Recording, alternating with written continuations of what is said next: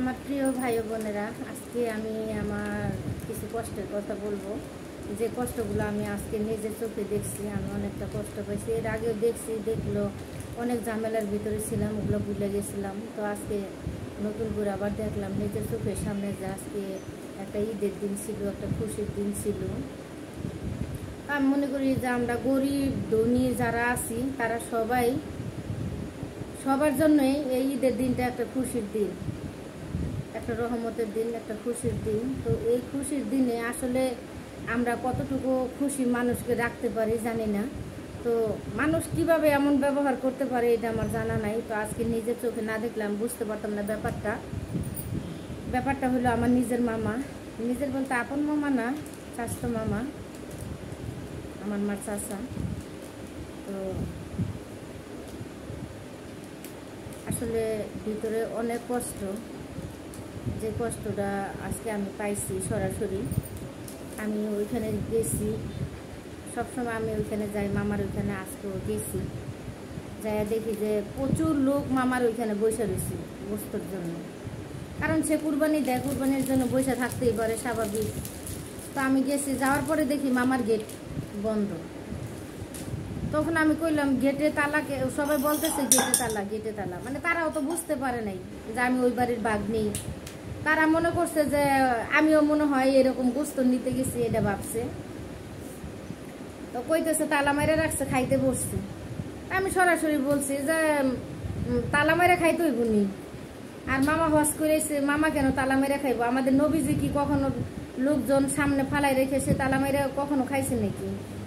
এটা বলার পরে আমি আবার মামা কইয়া ডাকছি, ডাকার পরে গেট খুলছে, লোক আসছে, লোক এসে গেট খুলছে, আমি ভিতরে চলে গেছি। তো আবার তালা মেরে দিছি, আমি ভিতরে যাওয়ার পরে আবার তালা মেরে দিছি। তালা মেরে দেওয়ার পরে আমার সাথে সাথে ওই একটা লোক মাংস নিতে আইছে, উনি মামার ফ্যাক্টরিতে কাজ করে। আসলে মামা তেমন একটা মনে হয় চিনে না, চিনলো মানে অতটা চিনে না, মুখ চিনে, মানে মুখ দেখলে বুঝতে পারে তার ফ্যাক্টরির লোক।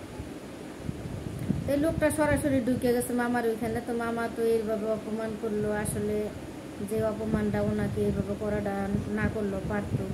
তো আমার ভিতরে এতটা কষ্ট লাগছে আমি আপনাদেরকে বুঝাইতে পারবো না। যদি আমার ক্ষমতা থাকতো আমি ওইখান থেকে ওনাকে 5 কেজি গোস্ত দিয়ে দিতাম, নিম্নতম 5 কেজি দিয়ে দিতাম আমি। তো আসলে সে যে এখানে আসছে তার কিন্তু ক্ষমতা থাকলে সে এখানে আসতো না গোস্ত নেওয়ার জন্য। এটা আমার বিশ্বাস যে তার যদি ক্ষমতা থাকতো সে কখনো এখানে গোস্ত নেওয়ার জন্য আসতো না। সে গোস্ত নেওয়ার জন্য আসছে কারণ তার ক্ষমতা নাই, এই জন্য সে আসছে।